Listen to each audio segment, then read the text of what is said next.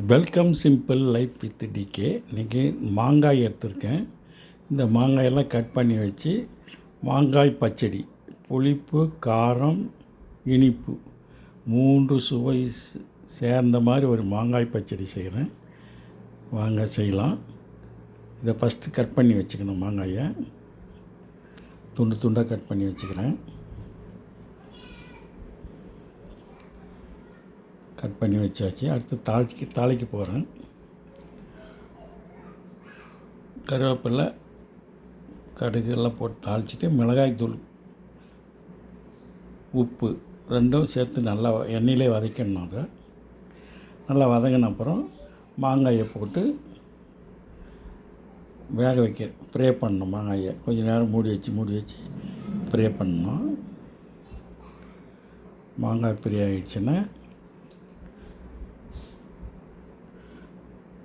பாருங்கள், தண்ணி ஊற்றி கொஞ்சம் வேக வச்சுக்கலாம். மாங்காய் நல்லா வதங்கி வந்துடுச்சு. இப்போது தண்ணி ஊற்றி வேக வச்சுக்கலாம். தேவையான அளவு தண்ணி ஊற்றிட்டு நல்லா மாங்காய் வேகட்டும். வெந்தப்புறம் வெல்லத்தை ஆட் பண்ணிக்கலாம். நல்லா ஒரு 2 கொதி வரட்டும்.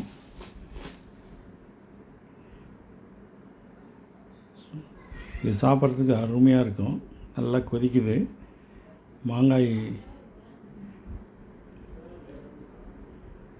மாங்காய் வந்துடுச்சு. இப்போ பாருங்கள், மாங்காய் தோலெல்லாம் அந்த மாதிரி கலராக வந்தால் தான் வெந்த மாதிரி அர்த்தம். பாருங்கள், வெந்துடுச்சு. இப்போ வெல்லத்தை சேர்த்துட்றேன்.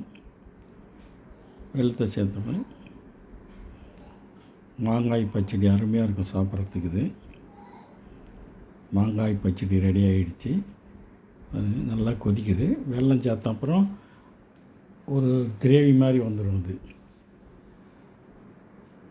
இனிப்பு, காரம், புளிப்பு 3ம் சேர்ந்த மாங்காய் பச்சடி. அனைவரும் விரும்பி சாப்பிடலாம். சாப்பிட்றதுக்கு ரொம்ப நல்லா இருக்குது. நீங்களும் செஞ்சு பாருங்கள். எங்கள் சேனல் லைக் பண்ணுங்கள், ஷேர் பண்ணுங்கள், சப்ஸ்கிரைப் பண்ணுங்கள். மாங்காய் தொக்கு ரெடி. நன்றி, வணக்கம், பை பை.